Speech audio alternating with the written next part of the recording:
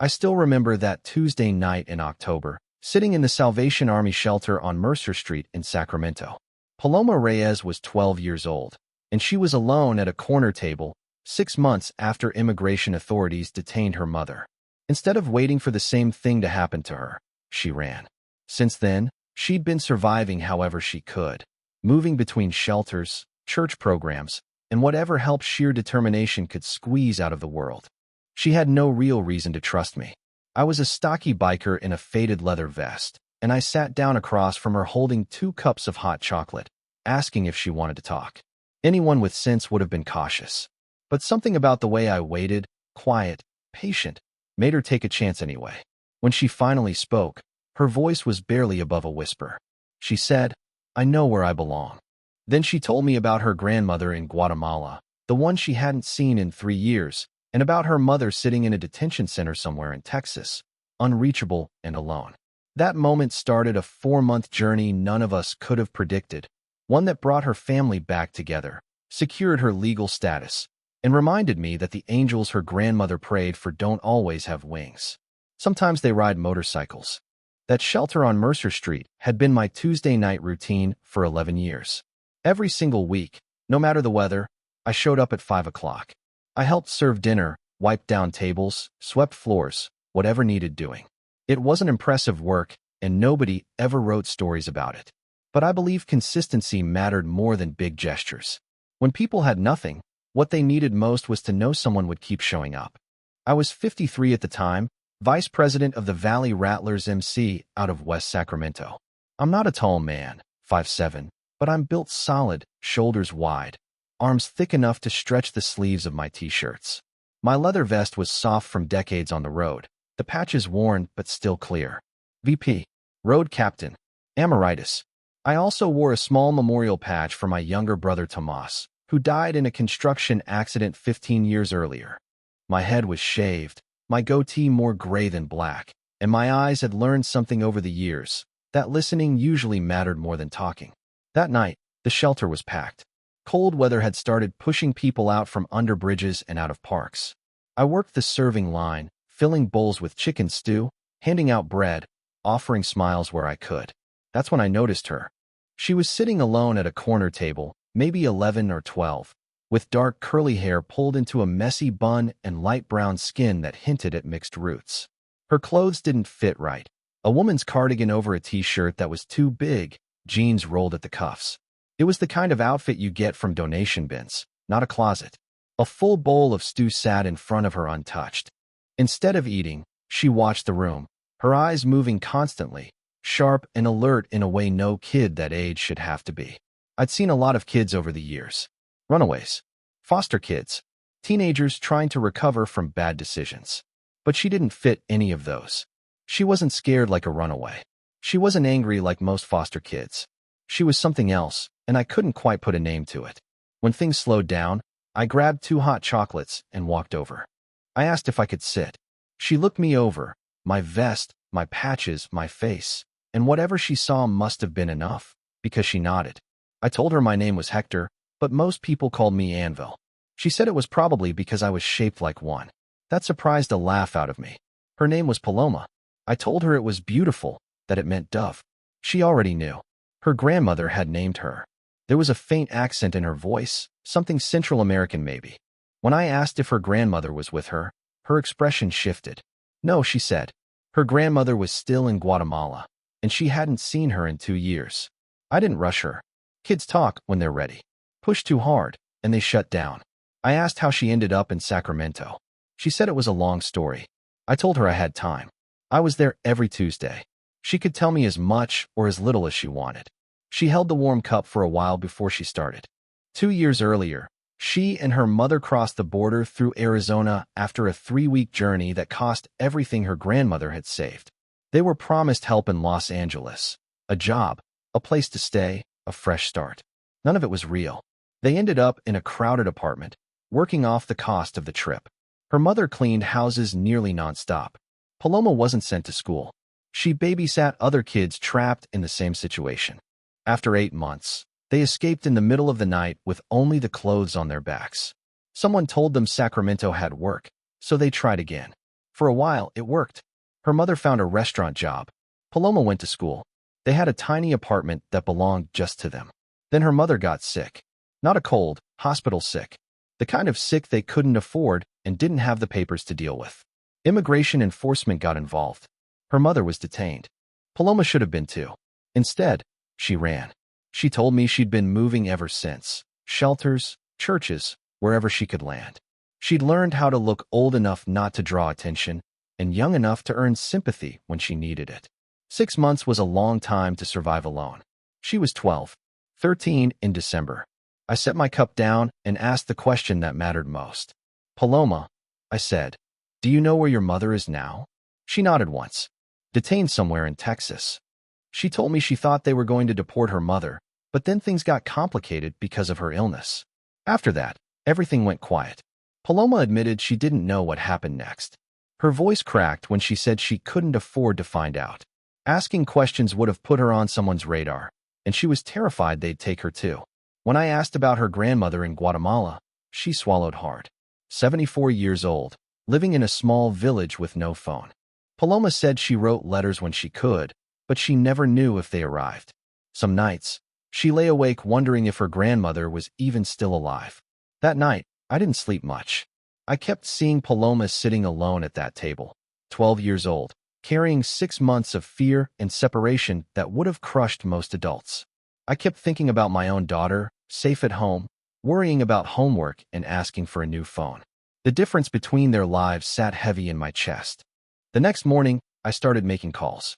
First was Carmen Delgado, an immigration attorney I'd met through some club charity work.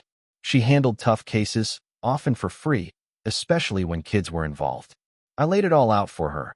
Undocumented 12-year-old, living in shelters, mother detained in Texas with medical issues, kid hiding because she's scared of deportation. Carmen didn't sugarcoat it. She said it was complicated. Unaccompanied minor. No legal status. Mother in detention. A lot of moving parts. But she also said there were protections for kids like Paloma. Special immigrant juvenile status might be an option if we could show reunification with her mother wasn't possible right now. She said she'd need to meet Paloma, hear her story herself. When I asked if we could at least locate the mother and find out what was happening with her case, Carmen didn't hesitate. That part, she said, she could absolutely help with. My second call was to Rosa Martinez, who ran the Mercer Street shelter.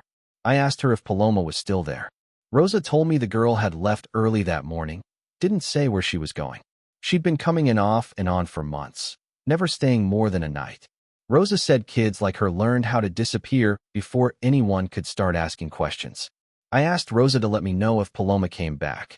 I told her to tell the girl she wasn't in trouble, that I just wanted to help. The next week was nothing but dead ends. I checked every shelter I could find, talked to outreach workers, showed her description to people who worked with homeless kids. No one had seen her. Rosa had been right. Paloma had vanished. Then the following Tuesday, I walked into the shelter for my regular shift. And there she was. Same corner table. Same untouched bowl of food. Same eyes watching everything. I didn't even ask before sitting down. She shrugged when I said her name. Told me she was hungry. Told me she was cold. I told her I'd been looking for her. I told her I'd found a lawyer who thought there might be a way for her to stay legally. Maybe even a way to find her mother. Her face stayed neutral, but something moved behind her eyes. Hope, maybe. Or fear of being disappointed again. She asked why I cared. Said she wasn't my problem. I told her she was right. She wasn't my problem. But she was a kid, and she was alone, and she reminded me of my daughter. I told her my girl was 15, warm, safe, and unaware of how fragile luck really was. I leaned forward and told Paloma the truth.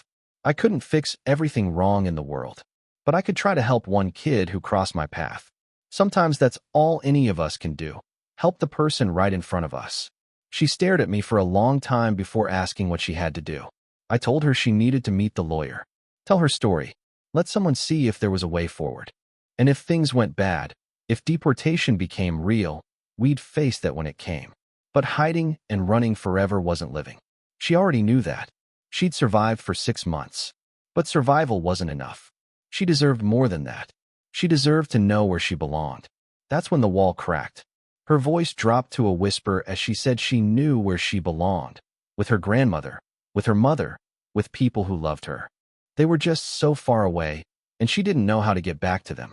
I told her I'd help her try. 3 days later, we sat in a small conference room at Carmen Delgado's downtown office.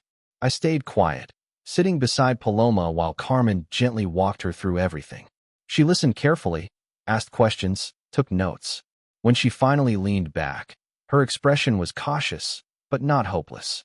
She told us Paloma's mother, Elena Reyes, was still being held at an IC facility in Dilley, Texas.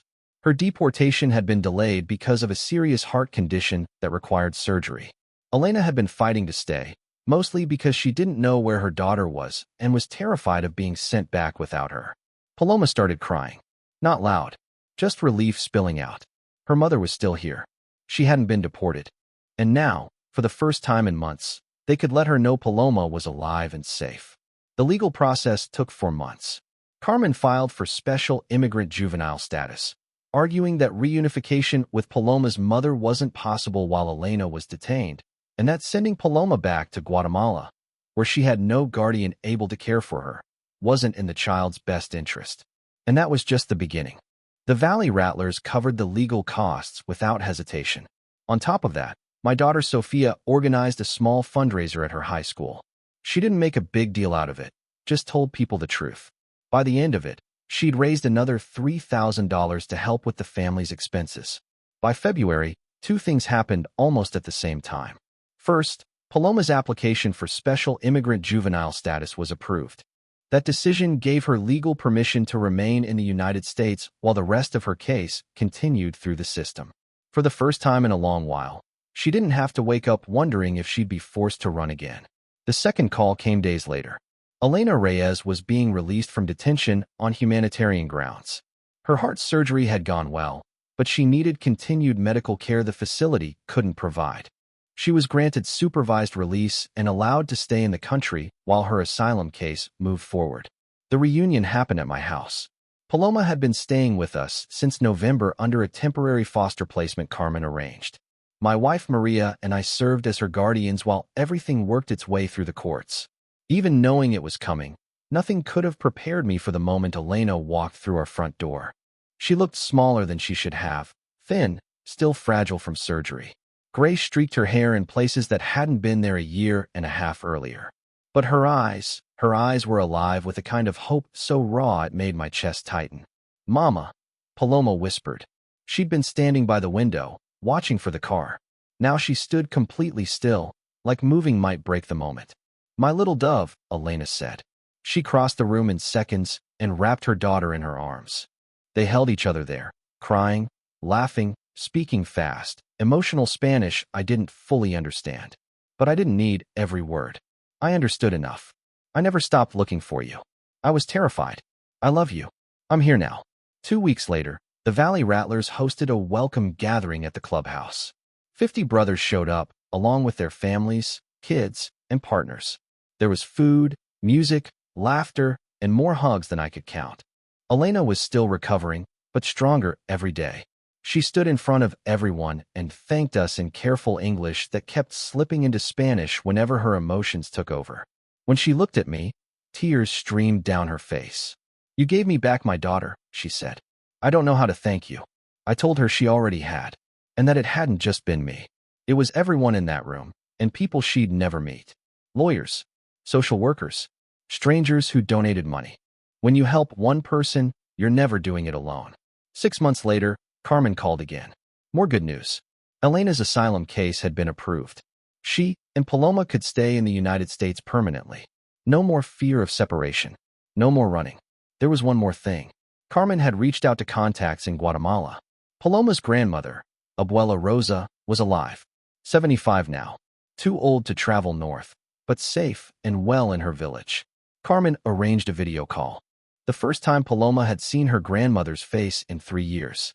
I wasn't there for that call, but Paloma told me about it later, her eyes shining. She said they all cried. Her mother cried. Her grandmother cried.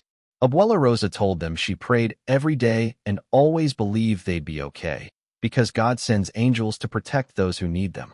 Paloma paused when she told me that part. She said she told her grandmother about me, about the bikers.